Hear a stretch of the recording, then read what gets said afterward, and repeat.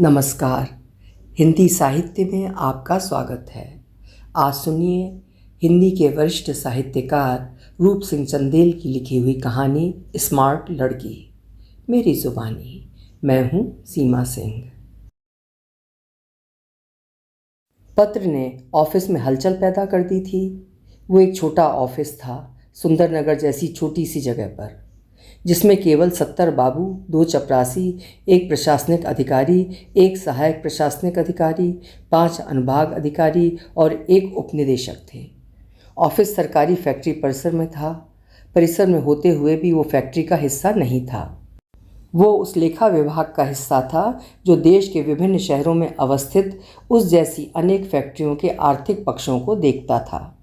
वहाँ के लिए सुई से लेकर देश विदेश से खरीदी जाने वाली बड़ी मशीनों तक की खरीद, कर्मचारियों के वेतन, पेंशन आदि का लेखा जोखा रखता। उसकी अनुमति के बिना फैक्ट्री प्रशासन अपंग जैसी स्थिति में रहता। उस लेखा विभाग का मुख्यालय नई दिल्ली में था। मुख्यालय केवल फैक्ट्रियों के आर्थिक पक्षों को ही नहीं देखता था, बल्कि उस जैसे कुछ अन्य विभागों का लेखा भी उसकी जिम्मेदारी में था।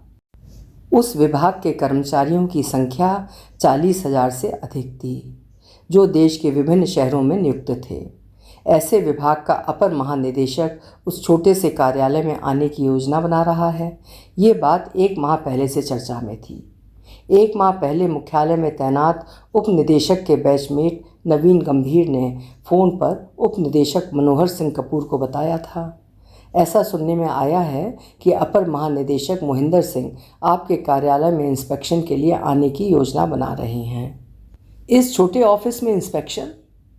शायद फैक्ट्री के किसी कर्मचारी ने महानिदेशक के नाम शिकायती पत्र भेजा है कि आपके यहाँ जीपी फंड से पैसे निकालने के लिए फैक्ट्री कर्मचारियों से 2% रिश्वत ली जाती है। शिकायत अज्ञात व्यक्ति द्वारा भेजी गई है।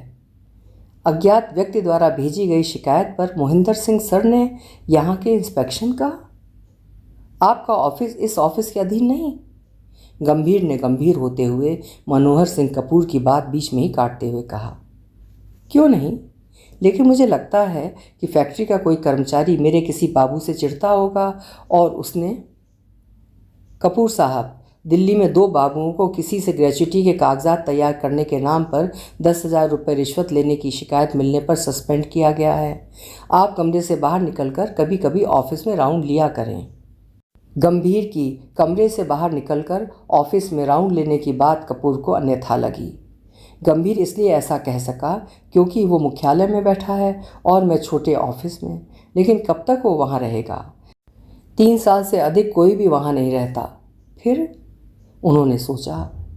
कपूर का मन क्षुब्ध था। गंभीर ने अजीब तनाव में डाल दिया।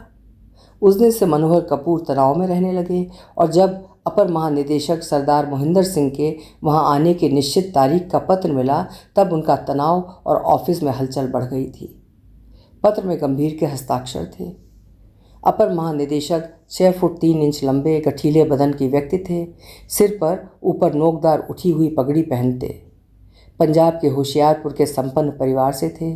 आईएएस अलाइड में उस विभाग में पोस्ट होने के बाद से ही वो चर्चा में रहने लगे थे। चर्चा में वो विद्यार्थी जीवन से ही रहे थे। दिल्ली विश्वविद्यालय के खालसा कॉलेज के छात्र थे। विश्वविद्यालय के जुबली हॉल हॉस्टल में रहते थे।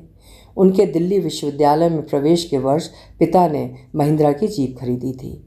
मोहिंदर सिंह ने गर्मियों की छुट्टियों में जीप चलाना सीखा और पिता से जिद करके ग्रेजुएशन के दूसरे वर्ष जीप दिल्ली ले आए। पहले वर्ष हॉस्टल से पैदल कॉलेज आते जाते रहे थे। इंटरमीडिएट करने तक वो बहुत सौम्य और संकोची स्वभाव के रहे थे। इतना संकोची कि बड़ों के सामने पढ़ने से बचते थे। होशियारपुर के जिस इंटर कॉलेज में पढ़ते थे वो कोएड था। जितना वो गांव में बड़ों के सामने संकुचित रहते, उससे अधिक वो लड़कियों के साथ होते।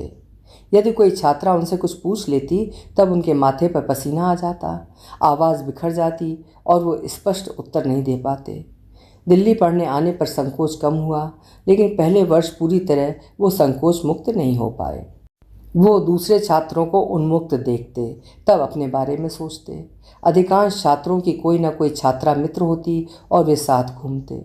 वो किसी छात्रा से मित्रता के बारे में सोचते, लेकिन किसी छात्रा के साथ मित्रता का प्रस्ताव देने का साहस नहीं जुटा पाते रहे।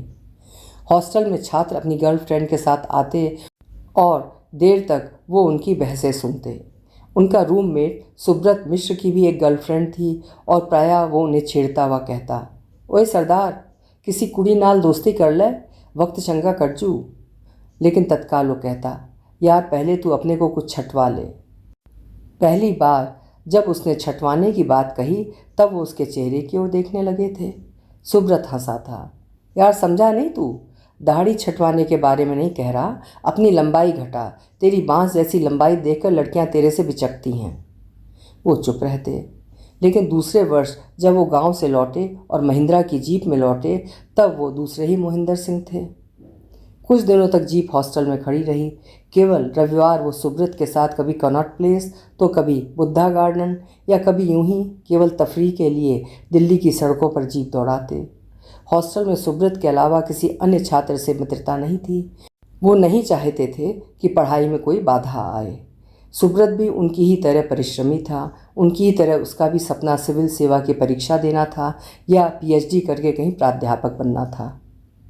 एक दिन सुब्रत ने कहा, मोहिंदर, जीप हॉस्टल में सजा रखने या केवल रविवार घूमने जाने के लिए लाए हो? इससे कॉलेज जाना शुरू करो तो कोई ना कोई कुड़ी अवश्य तेरी मित्र बन जाएगी।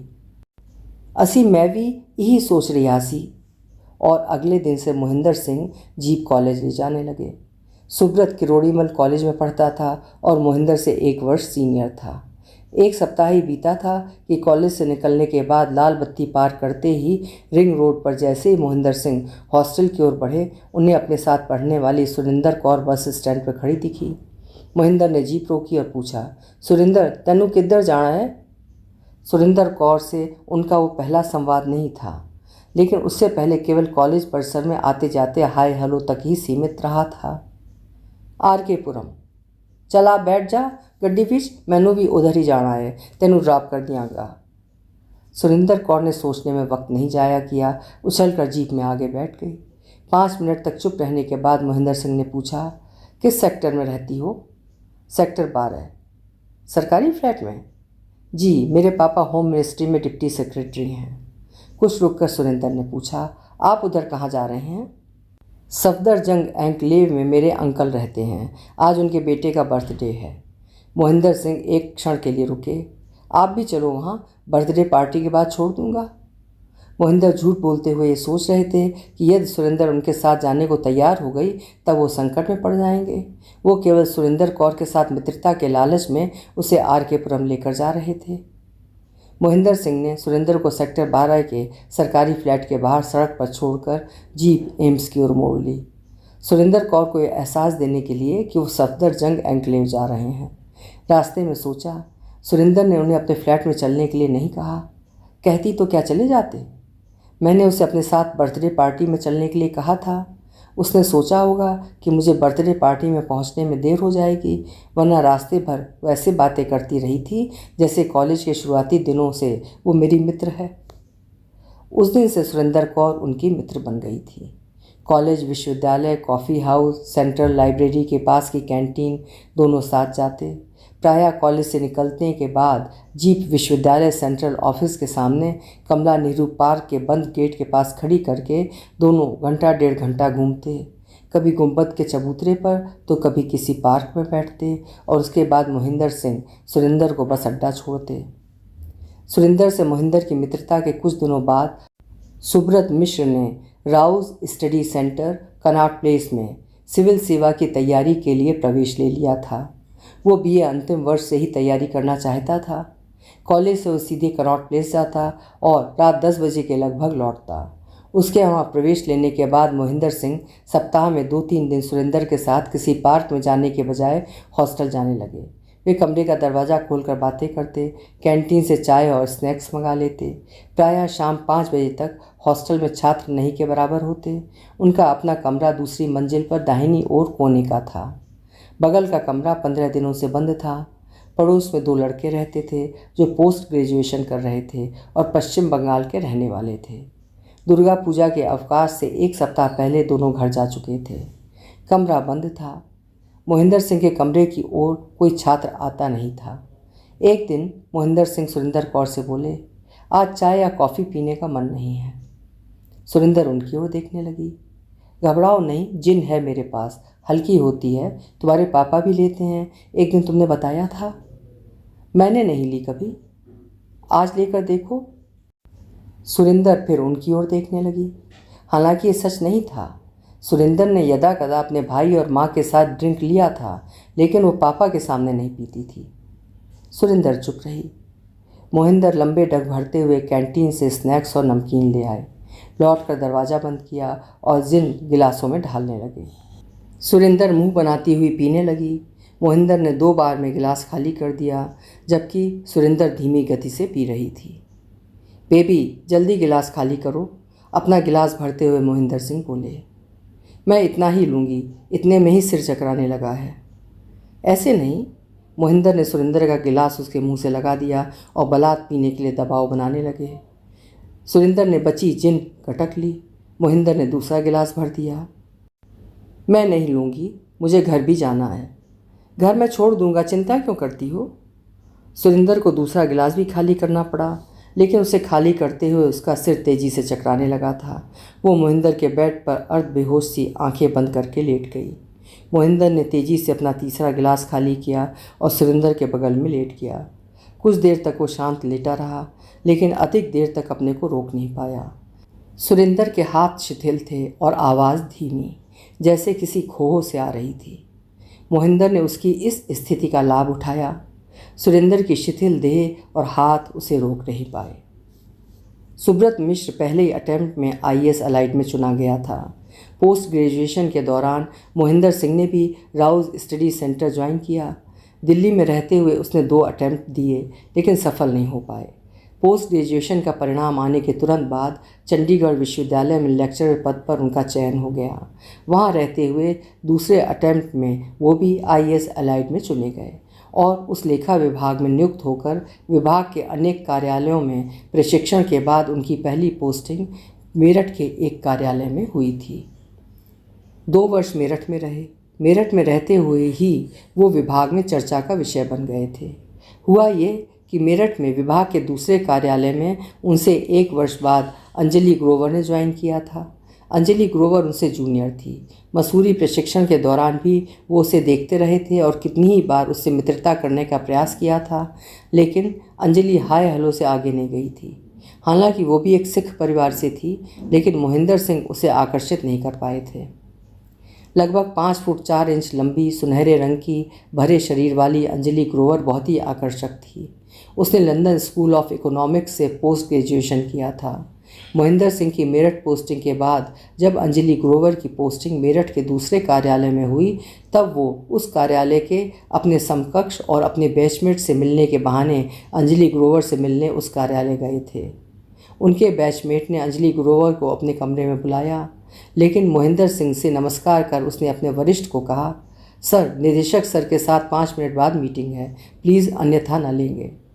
मोहिंदर सिंह ने अपने बैचमेट से कहा कुछ नहीं, लेकिन मन ही मन अंजलि ग्रोवर के अहंकार को तोड़ने की शपथ ली और जो किया उससे उन्हें पहले पुलिस फिर कोर्ट के कितने ही चक्कर काटने पड़े थे। मेरठ ज्वाइन करने के कुछ दिनों बाद वो वहाँ के ऑफिसर्स क्लब के सदस्य बने। ये क्लब कैंट क्षेत्र में था। उसमें सैनिक अधिकारी भी आते थे। मेरठ ज्वाइन करने के कुछ दिनों बाद अंजलि ग्रोवर ने भी क्लब ज्वाइन किया। एक दिन उसने मोहिंदर सिंह को 2 सैनिक अधिकारियों के साथ ड्रिंक करते देखा। मोहिंदर सिंह ने भी उसे देखा और चाहते रहे कि वरिष्ठ होने के कारण वो उनसे मिलने आएगी, लेकिन अंजलि ग्रोवर उनके बजाय एक सैनिक अधिकारी के साथ दूर एक मेज पर जा बैठी थी।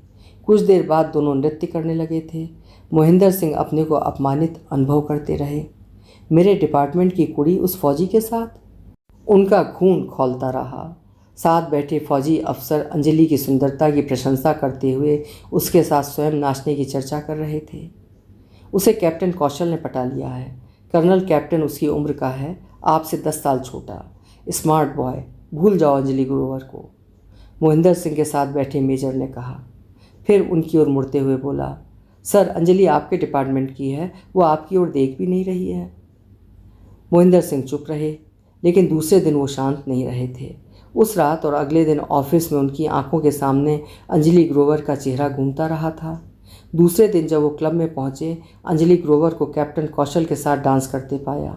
उस दिन वो बंगले से 3 पैग विस्की पीकर निकले थे। क्लब में प्रवेश करते ही अंजलि को कैप्टन की बाहों में झूमता देखकर वो अपने को रोक नहीं सके। साले, मेरे डिपार्टमेंट के माल पर हाथ साफ करना चाह रहा है।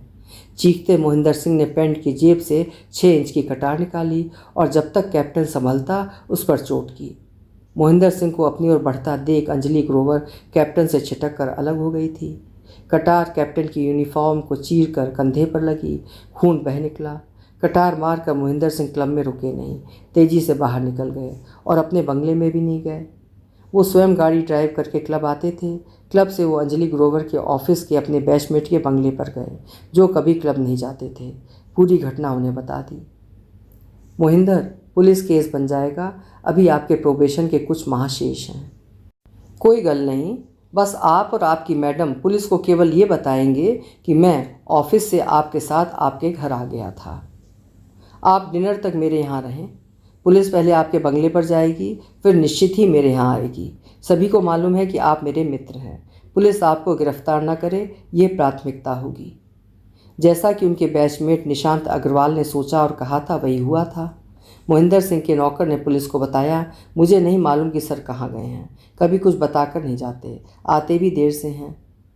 पुलिस जब निशांत अग्रवाल के बंगले पर पहुंची, मोहिंदर सिंह निशांत और उनकी पत्नी के साथ डिनर कर रहे थे। डिनर के बाद पुलिस उन्हें थाने पहुंचने के लिए कहकर पुलिस वाले चले गए थे। निशांत ने थाने से उनकी बेल करवा ली थी। कैप्टन ने थाने में FIR करवाकर उसकी प्रति के साथ मोहिंदर सिंह के निदेशक और नई दिल्ली में महानिदेशक को लिख भेजा था। 1 माह के अंदर मोहिंदर सिंह का स्थानांतरण चंडीगढ़ कर दिया गया था। 3 साल तक मेरठ में केस चला था। अंजलि ग्रोवर ने उनके खिलाफ गवाही नहीं दी थी, जबकि वो कैप्टन के प्रेम में पड़ी हुई थी, लेकिन जानती थी कि मोहिंदर सिंह उससे सीनियर हैं और कभी उसे उनके अधीन काम करने का अवसर पड़ सकता है। तब वो उनकी गोपनीय रिपोर्ट खराब करके उसका कैरियर बर्बाद कर सकते हैं। मोहिंदर सिंह को चंडीगढ़ पहुंचते ही सरकारी बंगला मिल गया था, जिसके साथ एक सर्वेंट क्वार्टर था। ऑफिस का चपरासी शंकर महतो पहले से ही उस सर्वेंट क्वार्टर में रह रहा था। उसमें एक कमरा, बाथरूम ही था। महतो का परिवार गांव में था। जो भी अधिकारी उस सरकारी बंगले में रहने आता, चपरासी को उसकी सेवा करनी होती। यदि अधिकारी परिवार वाला होता, तब अधिकारी की पत्नी के हर आदेश का पालन करना होता उसको। घर की सफाई करने वाली आया जब अवकाश पर होती, तब उसे घर की सफाई करनी होती और सब्जियां आदि तो नियम के साथ लाना ही होता। घर वालों के कपड़े भी साफ़ करने होते और जिस दिन कुक नहीं आती, उस दिन का भोजन भी पकाना होता। ऑफिस को मालूम होता कि शंकर महतो साहब के काम के कारण ऑफिस नहीं आया है या देर से आएगा। अधिकारी की पत्नी ऑफिस फ़ोन करके उस अनुभाग के अनुभाग अधिकारी को, जो अफसरों के घरों में चपरासियों, कैजुअल लेबर और बाबुओं को काम करने के लिए भेजने के लिए नियुक्त था, कह देती, चावला साहब, महतो आज दोपहर बाद आएगा। आज मेरी मेड नहीं आई या कुक नहीं आई। No problem ma'am. Chawla phone पर बात करते हुए अपनी कुर्सी पर इस प्रकार झुक जाता मानो अधिकारी की पत्नी उसके सामने खड़ी थी। Thank you, it's my pleasure ma'am. Mohinder Singh से पहले एक सिन्हा साहब उस 4 कमरों के बंगले में रहते थे, जिनके 2 बच्चे थे। तब महतो कम ही ऑफिस जा पाता था। सुबह वो साहब के बच्चों को बस में बैठाने जाता, उसके बाद बंगले के छोटे से बाग में पौधों को पानी या खाद देता था या उनके आसपास की घास साफ करता। इस बीच मैडम सिन्हा उसके लिए बाथरूम में ढेर सारे कपड़े धोने के लिए रख देती। उनसे फुर्सत पाने के बाद वो अपना लंच तैयार करता। सर्वेंट क्वार्टर उस बंगले के पीछे था, इसलिए जब तब मैडम सिन्हा की आवाज़ उसे सुनाई देती। महतो, अपने लिए नाश्ता तैयार कर रहा महतो स्टोव ठंडा कर दौड़ जाता। महतो, साहब को लौकी बहुत पसंद है, तुम बाज़ार दौड़ जाओ। जी मैम। और महतो तवे पर पड़ी आधी कच्ची चपाती को वैसा ही छोड़कर सिन्हा साहब के लिए लौकी लेने जाता। 3 बजे उसे सिन्हा साहब के बच्चों को बस से लेने जाना होता। महतो ऑफिस नहीं जाता, लेकिन उसकी हाजिरी लगती रहती। सिन्हा साहब के स्थानांतरण के बाद जब मोहिंदर सिंह को बंगला मिला, तब महतो को ये सोचकर राहत मिली कि अब उसे शायद उतने ढेर सारे कपड़े नहीं धोने होंगे। उसे सबसे बुरा काम गंदे कपड़े धोना लगता था, लेकिन उसे उस काम से ही मुक्ति नहीं मिली, बल्कि हर काम से मुक्ति मिल गई थी। अफसरों के घरों में काम करने के लिए चपरासी या कैजुअल लेबर भेजने के लिए एक विशेष अनुभाग था और ऐसा अनुभाग हर विभाग और कार्यालय में होता है। उसका इंचार्ज एक ऐसे अनुभवी व्यक्ति को नियुक्त किया जाता है जिसके खून में अफसरों की चाटुकारिता होती है। अधिकारियों को ऐसे लोगों की पहचान होती है। मोहिंदर सिंह के चंडीगढ़ कार्यालय में ज्वाइन करने से पहले ही चावला को ये जानकारी हो गई थी कि मोहिंदर सिंह बैचलर हैं और उनकी आवश्यकताएं क्या हैं। उस विभाग की एक खूबी थी कि कोई भी बाबू 8 वर्ष से अधिक वहाँ नहीं रह पाता था। देश के किसी भी भाग में उसका स्थानांतरण कर दिया जाता था। चावला अधिक से अधिक समय चंडीगढ़ रहना चाहता था, इसलिए वो अधिकारियों की प्रत्येक मांग पूरी करने के लिए कुछ भी करने के लिए तैयार रहता था। ज्वाइन करने के दूसरे दिन मोहिंदर सिंह ने चावला को बुलाया। मोहिंदर सिंह के चैम्बर का दरवाज़ा खोल कक्ष में दबे पांव प्रवेश करते हुए चावला, जिसका नाम जगजीत सिंह चावला था, उनके सामने हाथ जोड़कर आगे की ओर आधा झुककर खड़ा हो गया। मोहिंदर सिंह उस समय किसी फाइल पर झुके हुए थे। देर तक जब मोहिंदर सिंह ने सिर ऊपर नहीं उठाया, चावला का पेट दुखने लगा। वो 50 साल का पेट निकला व्यक्ति था। पेट ऐसा निकला हुआ था कि जब वो चलता उसकी पीठ टेढ़ी रहती। उसकी लंबाई 5.5 फुट के लगभग थी और वजन 90 किलोग्राम। वो बहुत तेज़ चल नहीं पाता था। अधिक चलने से उसके पैर सूज जाते थे। 7-8 मिनट तक झुके रहने के बाद मिनमिनाते हुए चावला की आवाज़ निकली, सर। मोहिंदर सिंह ने सिर ऊपर उठाया। मिस्टर चावला? सर। चावला, जो एक क्षण पहले सीधा हुआ था, फिर पहले से अधिक झुक गया। मेरे लिए एक ब्रेकफास्ट, लंच तैयार करने और दूसरे ज़रूरी काम के लिए कोई मेड चाहिए। ऑफिस में कोई लेडी कैजुअल है? सर, है तो नहीं। किसी की व्यवस्था करो जल्दी, 1-2 दिनों में। मोहिंदर सिंह एक क्षण रुककर बोले, गार्डन के लिए कोई है? सर, आपके बंगले के सर्वेंट क्वार्टर में महतो रहता है। सिन्हा साहब के घर के सभी काम वो करता था। सिन्हा सर से पहले जो भी सर उस बंगले में आते रहे, उनके लिए महतो ही काम करता रहा है सर। व्हाट? मोहिंदर सिंह ने मुंह बनाया, जिसे उनके चेहरे की दाढ़ी और मूछों के कारण चावला देख नहीं पाया। सर, चावला को लगा कि उसकी टांगें कांपने लगी हैं। बात करते हुए उसकी सांसें वैसे ही फूल रही थीं। चावला साहब, मेड के मेहनताने के बारे में बिल्कुल नहीं सोचेंगे। मैं उन अफसरों में नहीं हूँ जो चीज़ें भी दफ्तर की इस्तेमाल करते हैं। अंडरस्टैंड? चावला अपने लिए साहब शब्द सुनकर गदगद हो उठा और दोबारा पहले की तरह झुकते हुए बोला, सर, मैं कोशिश करता हूँ। लड़की स्मार्ट होनी चाहिए, कोई बूढ़ी स्त्री मत लाकर खड़ा करना। जी सर। चावला को लगा कि फिर से उसके पैर कांपने लगे हैं। उसकी आवाज़ मरसी गई थी। उसने आवाज़ को सामान्य बनाकर कहा, सर, मैं पता करता हूँ। 2 दिन के बजाय सर 1-2 दिन अधिक दें सर। ठीक है। मोहिंदर सिंह ने फाइल में अपना सिर झुका लिया, जिसका अर्थ था कि चावला कमरे से बाहर चला जाए। जगजीत सिंह चावला सिर झुकाकर अपनी कुर्सी पर ऐसे बैठ गया जैसे किसी अपने की मृत्यु का मातम मना रहा हो। हॉल में बैठे उसके अधीनस्थ बाबुओं ने उसे इस प्रकार परेशान नहीं देखा था।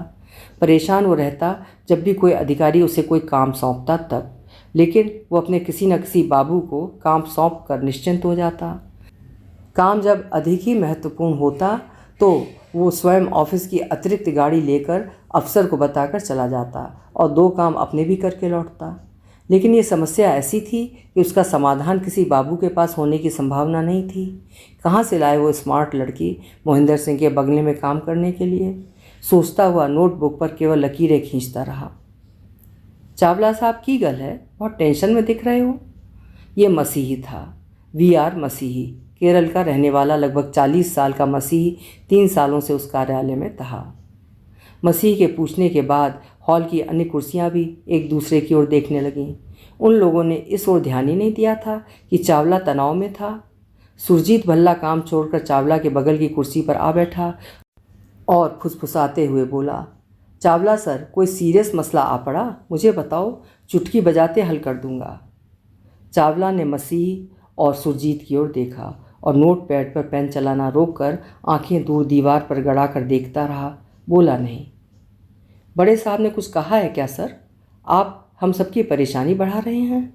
सुरजीत बोला, तुम लोगों को नहीं बताऊंगा तो किसे बताऊंगा? लंबी सांस खींचकर चावला बोला। तो बोले सर। मसीह उठकर चावला की कुर्सी के बगल में आ खड़ा हुआ। चावला नहीं चाहता था कि उसके अधीनस्थ सभी बाबुओं को बात पता चले। हालांकि वो ये जानता था कि एक ना एक दिन बल्कि मेड की व्यवस्था होने के बाद ही उसके अपने बाबुओं को ही नहीं बल्कि पूरे ऑफिस को पता चल जाएगा। चावला उठ खड़ा हुआ।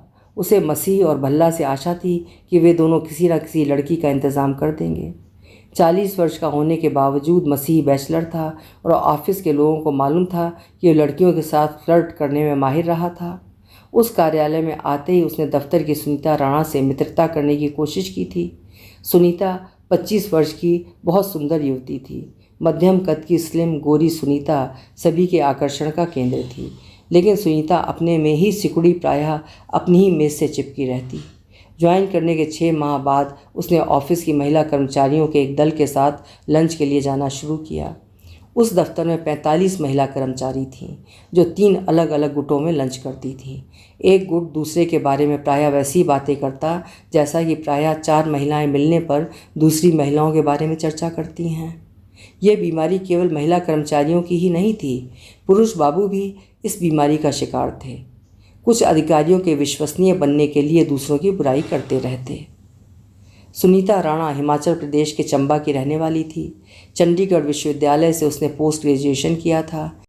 उसके पिता भी उसी विभाग में सेक्शन अफसर थे और नौकरी के अंतिम 5 वर्ष चंडीगढ़ में रहे थे। पिता के अवकाश ग्रहण से 1 वर्ष पहले सुनीता ने एमए कर लिया था। पिता उस समय के निदेशक के प्रीतिभाजन थे। जब वो बड़े बाबू थे तब निदेशक उप निदेशक के रूप में जम्मू में उनके बॉस रहे थे। ये उन दिनों की बात है जब सरकारी कार्यालयों में अफसरों के प्रीतिभाजन अपने बच्चों या रिश्तेदारों को नियुक्त दिलवाने में कामयाब हो जाते थे। स्टाफ सिलेक्शन कमीशन बाद में बना था। पोस्ट ग्रेजुएशन के परिणाम के तुरंत बाद सुनीता को उस विभाग में नियुक्ति मिली और चंडीगढ़ में ही मिली थी। अवकाश ग्रहण के 6 माह बाद पिता, माँ और सुनीता की छोटी बहन के साथ चंबा अपने गांव चले गए थे। सुनीता के लिए उन्होंने उसी मकान में एक कमरा किराए पर दिलवा दिया था जिसमें वो 5 वर्षों तक किराएदार रहे थे। मसीह तिरुअनंतपुरम का रहने वाला था और शिक्षा काल से ही वो मंच पर अभिनय करने लगा था। बीए के बाद उसने नेशनल स्कूल ऑफ ड्रामा नई दिल्ली में प्रवेश लेना चाहा, लेकिन उन्हीं दिनों उसका चयन उस विभाग में हो गया था। अभिनय की दुनिया बहुत संघर्षपूर्ण जान उसने बाबू बनना स्वीकार किया। वैसे भी तिरुअनंतपुरम में वो शौकियन ही अभिनय करता था। उसका परिचय वहाँ के एक अभिनेता से हुआ जो एक मलयालम और एक हिंदी फिल्म में छोटी भूमिका निभा चुका था। हिंदी फिल्म में उसने विनोद खन्ना के साथ काम किया था। उसने मसीह से कहा, मसीह तुम में टैलेंट है, मेरे साथ बम्बई चलो, मैं तुम्हारा परिचय विनोद सर से करवा दूंगा, वो तुम्हें किसी फिल्म में कोई रोल अवश्य दिलवा देंगे। मसीह उसके साथ बम्बई गया था। उसने उसकी मुलाकात विनोद खन्ना से करवाई। उनके साथ मसीह ने फ़ोटो खिंचवाई, लेकिन 2 माह बम्बई में भटकने के बाद भी उसे किसी फिल्म में रोल नहीं मिला। उन्हीं दिनों उसने नेशनल स्कूल ऑफ ड्रामा में प्रवेश के बारे में सोचा था, लेकिन उससे पहले ही उसकी नौकरी लग गई। कोचीन में कुछ समय रहने के बाद उसका स्थानांतरण चंडीगढ़ के उस कार्यालय में हो गया था। चंडीगढ़ पोस्ट होने के कुछ दिनों बाद उसने वहाँ के दूरदर्शन और आकाशवाणी केंद्रों के निदेशकों से मुलाकात करके विनोद खन्ना के साथ अपना चित्र दिखाते हुए उनसे कहा, सर अपने यहाँ बनने वाले नाटकों में मुझे चांस दें। आपको पंजाबी आती है? यहाँ अधिकतर नाटक पंजाबी में बनते हैं। सर हिंदी बहुत अच्छी है, 2 माह के अंदर पंजाबी सीख लूँगा सर। वो अभिनेता क्या जो दूसरी भाषा सीख कर और उसमें काम नहीं कर सकता? उसे दूरदर्शन के एक नाटक में भूमिका मिली जिसे उसने सफलतापूर्वक निभाया था। ऑफिस के कुछ लोगों ने वो नाटक देखा और ये बात निदेशक तक पहुंची। मसीह का महत्व बढ़ गया और उसे चावला के सेक्शन में ट्रांसफ़र कर दिया गया, जहां उसके लिए काम नहीं के बराबर था। सुनीता राणा को मसीह के अभिनय के बारे में महिलाओं के समूह में जानकारी हुई थी। सुनीता को अपनी सुंदरता और शारीरिक बनावट से एहसास होता कि यदि उसे अवसर मिले तो वो भी अभिनय कर सकती है, लेकिन समूह की महिलाओं ने उसे मसीह के चरित्र के बारे में भी बताया कि किस प्रकार उसके बारे में कुछ लोगों का कहना है कि वो चंडीगढ़ के कुछ केरलाइट परिवारों की लड़कियों के साथ घूमता देखा गया है। ज़रूर वो उनके साथ फ्लर्ट करता है। दफ्तर में भी उसने विनीता पर दाने डाले थे, लेकिन विनीता चतुर है, उसने उसे लिफ्ट नहीं दी। उन महिलाओं का संकेत सुनीता राणा ने समझा था, क्योंकि प्रायः मसीह ऑफिस के काम के बहाने उसके पास आ बैठा करता था। अपने ग्रुप की महिलाओं द्वारा मसीह के बारे में जानकारी होने के बाद अभिनय की चाह होने के बावजूद सुनीता उससे एक दूरी बनाकर रखती थी, जबकि मसीह ने कई बार उसके सौंदर्य की प्रशंसा करके कहा था, आप बिल्कुल शर्मिला टैगोर जैसी हैं सुनीता जी, आपको निश्चित ही किसी फिल्म में नायिका का रोल मिल सकता है। मसीह की बात सुनकर सुनीता चुप रहती। एक दिन मसीह एक फाइल लेकर उसकी सीट के पास आ बैठा। एक लेटर डिस्कस करना है सुनीता जी। क्या डिस्कस करना है? लेकिन मसीह ने फाइल खोलकर पत्र नहीं दिखाया। देर तक चुप बैठा रहने के बाद बोला, आपको मालूम है कि विनोद खन्ना जी से मेरी पहचान है। मैंने यूं ही नहीं आपको फिल्मों में जाने के बारे में कहा था। और उसने विनोद खन्ना के साथ खिंचवाया चित्र फाइल से निकाल कर सुनीता के सामने उसकी मेज पर रख दिया। सुनीता का सेक्शन अफसर वेंकट रमन वो सब देख रहा था। वेंकट रमन चेन्नई का रहने वाला था। उसे मसीह से चिढ़ थी। सुनीता राणा को विनोद खन्ना वाला चित्र दिखाते हुए उसने देखा और बोला, मिस्टर मसीह, सुनीता से जो केस डिस्कस कर रहे हैं उसे मेरे पास ले आएं। सर यूं ही उधर बैठना नहीं मांगता मिस्टर मसीह। वेंकट रमन अपनी सीट से उठा। उसके उठते ही मसीह फाइल समेटकर उठ खड़ा हुआ और सर कुछ पर्सनल बात डिस्कस कर रहा था। ऑफिस पर्सनल बातों के लिए नहीं होता मिस्टर मसीह। आज के बाद बिना काम इधर नहीं आना मांगता, वरना मैं आपकी शिकायत डायरेक्टर सर से कर देगा। आपको मालूम है कि यह एडमिन सेक्शन है, कॉन्फिडेंशियल सेक्शन। बिना ज़रूरी काम इधर आना नहीं मांगता, ख्याल रखेंगे। नहीं आऊँगा सर। और मसीह उठकर तेज़ी से चला गया। लेकिन इसे उसने अपना अपमान समझा और इसके लिए उस सुनीता राणा को दोषी मान रहा था। इस लड़की के अहंकार को तोड़ना है, वो लगातार सोचने लगा था। वो जब भी सुनीता के बारे में सोचता इतना उत्तेजित हो जाता। चावला ने भल्ला और मसीह को समस्या बताई और कहा, यार समझ नहीं आ रहा कि मोहिंदर सिंह साहब के लिए कहाँ से मेड के रूप में स्मार्ट लड़की का इंतज़ाम करूँ। सर ऑफिस में एक ही लड़की स्मार्ट है, मसीह बोला, अगर वो ऑफिस से ही किसी को चाहते हैं तो। उन्होंने पूछा था कि ऑफिस में कोई लेडी कैजुअल लेबर है। आप एक कोशिश करके देख सकते हैं सर, मसीह ही बोला और सोचने लगा। सुनीता राणा को सबक सिखाने का इससे अच्छा मौका दूसरा नहीं मिलेगा। मुझसे बच रही है, लेकिन मोहिंदर सिंह जी से नामुमकिन। पहलिया ना बुझा मसीह कौन है? चावला की उत्सुकता बढ़ गई। सर सुनीता राणा। गधे, उसका सेक्शन अफसर वेंकट रमन उसे छोड़ेगा? सर मोहिंदर सिंह जी का नाम लेने से उसका बाप भी उसे छोड़ेगा। वो फिर रुका। सर कौन सा दिन भर के लिए उनके यहाँ रहना होगा सुनीता को? माना कि वेंकट रमन उसे नहीं मना कर सकेगा, लेकिन सुनीता ही मना कर देगी तब? चावला ने रुक कर आगे कहा, तुम दोनों बाहर से किसी के बारे में पता करो। सर एक सुझाव दिमाग में आया है। क्या? जब तक बाहर से किसी लड़की को खोजेंगे तब तक के लिए, यानी हफ्ते 10 दिन के लिए सुनीता को भेजा जा सकता है। वेंकट रमन को कौन कहेगा? चावला के चेहरे पर तनाव की रेखाएं पहले से अधिक उभर आई थीं। सर मसीह का सुझाव सही है। सुनीता हफ्ते 10 दिन के लिए मोहिंदर सिंह साहब के यहाँ जा सकती है। वेंकट रमन को केवल यही कहना होगा कि मोहिंदर सिंह साहब के यहाँ ब्रेकफास्ट और लंच बनाने के बाद सुनीता ऑफिस आ जाया करेगी। यह आदेश मोहिंदर सिंह साहब का है। वेंकट रमन की क्या मजाल जो उनका नाम सुनकर मना करे। भल्ला बोला, लेकिन सुनीता को कहेगा कौन? चावला ने चिंतातुर स्वर में कहा, आप सुनीता को कॉन्फ्रेंस रूम में बुलाकर स्वयं कहें कि मोहिंदर साहब ने कहा है। वेंकट से कहने की ज़रूरत ही नहीं है, सुनीता स्वयं अपने सेक्शन अफसर को बताएगी। जगदीप सिंह चावला ने कुछ देर बाद सुनीता राणा को कॉन्फ्रेंस रूम में एक चपरासी से बुलवाया। चावला की बात सुनते ही सुनीता राणा की सांस रुक गई। उसका चेहरा पीला पड़ गया। मोहिंदर सिंह के बारे में उसे ही नहीं, पूरे ऑफिस को मालूम था कि मेरठ में कैप्टन कौशल को कटार मारने के कारण उनके खिलाफ FIR दर्ज हुई थी और जल्दी ही केस चलने वाला था। कैप्टन को कटार क्यों मारा था ये भी सभी को मालूम था।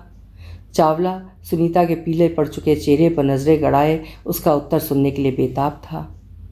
सुनीता, केवल 1 हफ्ते की बात है, उस दौरान किसी न किसी का इंतज़ाम हो जाएगा। चावला गिड़गिड़ाते हुए बोल रहा था, लेकिन सुनीता उसकी बात सुन नहीं रही थी। 2 मिनट भी नहीं बीते थे कि सुनीता का सिर आगे की ओर लटक गया और फर्श पर बिछी कारपेट पर गिर गई थी। घबराया हुआ चावला बाहर निकला और भल्ला और मसीह को सुनीता के बेहोश होने के बारे में बताया। चावला के सेक्शन में बाबुओं में कानाफूसी हुई और भल्ला और मसीह को हड़बड़ाता देख कुछ बाबू भी चावला के निकट आ गए। क्या हुआ सर? एक स्वर में सभी पूछ रहे थे। कॉन्फ्रेंस रूम में सुनीता राणा? चावला इतना ही कह पाया। क्या हुआ सुनीता राणा को? सभी कॉन्फ्रेंस रूम की ओर बढ़ चले। चावला घबराया और उनके पीछे लपका। उसे डर लग रहा था कि होश में आने पर सुनीता सबको बता न दे कि वो बेहोश क्यों हुई थी, लेकिन सुनीता बेहोश ही थी। उसे तुरंत अस्पताल पहुंचाया गया। ऑफिस की 2 महिला कर्मचारी उसके साथ अस्पताल गईं। ऑफिस में चर्चा थी कि सुनीता कॉन्फ्रेंस रूम में गई क्यों थी। उसकी तबीयत खराब हो रही थी, तब उसने किसी को बताया क्यों नहीं था। अस्पताल में सुनीता को 2 घंटे बाद होश आया। डॉक्टर ने चेकअप के बाद बताया कि किसी बात से सुनीता को शॉक लगा था। उसके माँ पिता को टेलीग्राम देकर बुलाया गया। 3 दिन अस्पताल में रहने के बाद सुनीता घर लौटी और 1 माह का अवकाश लेकर वो गांव चली गई थी। अंततः महतो को ही मोहिंदर सिंह की सेवा में नियुक्त किया गया था। मोहिंदर सिंह की खूबियों की खबर सुंदरनगर के ऑफिस में सभी बाबुओं और अधिकारियों को थी। 1 वर्ष पहले नंदिनी मजूमदार ने उस ऑफिस में स्टेनोग्राफर के रूप में ज्वाइन किया था। मोहिंदर सिंह के आने की तिथि का पत्र मिलने के बाद मनोहर सिंह कपूर लगातार उसके बारे में सोचते रहे। मोहिंदर सिंह के टूर से 2 दिन पहले उन्होंने नंदिनी को बुलाकर कहा, नंदिनी, तुम्हें मालूम है कि अपर महानिदेशक सरदार मोहिंदर सिंह 2 दिनों के लिए इंस्पेक्शन के लिए यहाँ आने वाले हैं। सुना है सर। तुम 3 दिन की छुट्टी ले लो। क्यों सर? हो सकता है वो यहीं इंस्पेक्शन रिपोर्ट डिटेक्ट करें। वो फैक्ट्री भी विज़िट करेंगे। तुम नई हो, वो बड़े अफसर हैं, संभव है तुम सही ढंग से डिक्टेशन न ले पाओ। तुम छुट्टी पर होगी तब मैं फैक्ट्री के जनरल मैनेजर साहब को कहकर उनका या किसी मैनेजर के पीए को बुला लूँगा। जी सर। नंदिनी मजूमदार ने 1 सप्ताह अवकाश ले लिया था। मनोहर सिंह कपूर अब बहुत ही राहत अनुभव कर रहे थे। अभी आप सुन रहे थे वरिष्ठ साहित्यकार रूप सिंह चंदेल जी की लिखी हुई कहानी स्मार्ट लड़की। उम्मीद है कहानी आपको पसंद आई होगी। कहानी पसंद आई है तो लाइक ज़रूर करिएगा और अभी तक चैनल सब्सक्राइब ना किया हो तो चैनल भी सब्सक्राइब करिएगा। कल फिर मिलेंगे। आपका समय शुभ हो।